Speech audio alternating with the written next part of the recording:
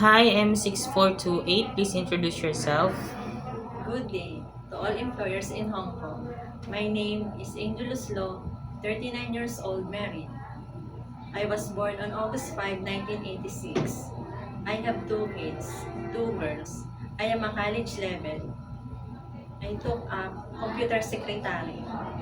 I worked before in Saudi Arabia for 2 years. I served 4 members of the family, including couple, uh, 2 children, 5 years old and 8 years old. I And you have also experience in Hong Kong, right? Yes, sir. Okay, tell me about your experience in Hong Kong. I worked before in Hong Kong for 1 month. 1 month. Only 1 month? Okay, how many members of the family? They have 4 members of the family, including couple, Ages of their Two. children? 2 children, Okay. 15 years old and 17 years old. Okay, and other household chores that you do? I do marketing, washing, ironing, Okay, and other many and other more. other household chores. Okay, so you have work experience in Hong Kong, but only 1 month. Why?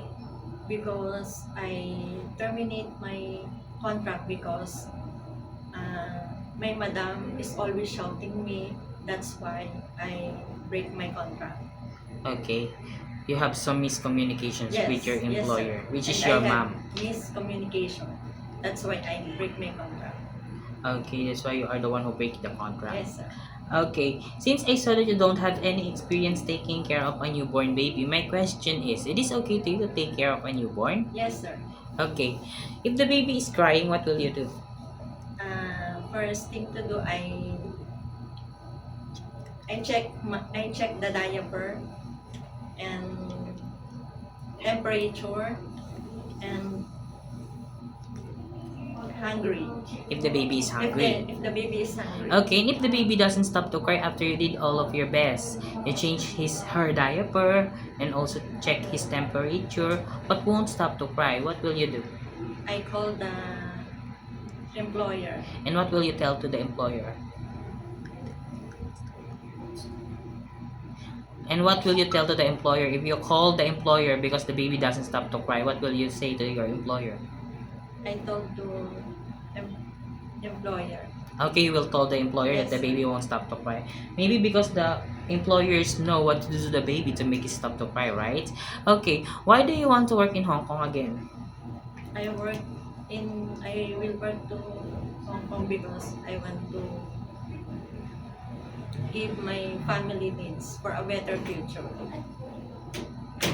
Okay, if your employer wants you to work on Sunday, it is okay with you? It's okay, sir. Okay, how long do you want to work in Hong Kong?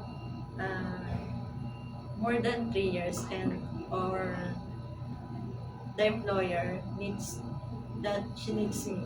Okay, if your employer needs you, it is okay to you to extend your Yes, contract. yes, So you have to finish first your 2 years contract, and after that, it is okay to you to extend it, right? Yes, sir. Do you have an idea how to prepare Chinese food? No, sir, but I'm willing to learn. You are willing to learn. You don't And- have any idea because you are only a 1 month in Hong Kong, Yes, right? sir. So you don't have any idea. Yes, Okay. So it is okay to you to learn, right? Yes, sir. Okay, and how will you learn? I will watch in the YouTube and cooking book. Okay.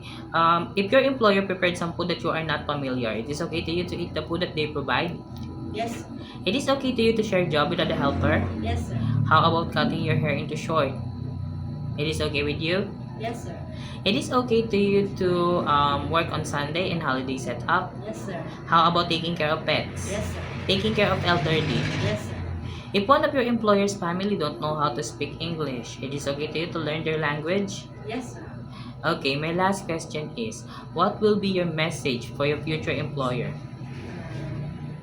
I hope and I pray to my future employer because I am hardworking, trustworthy, honest, and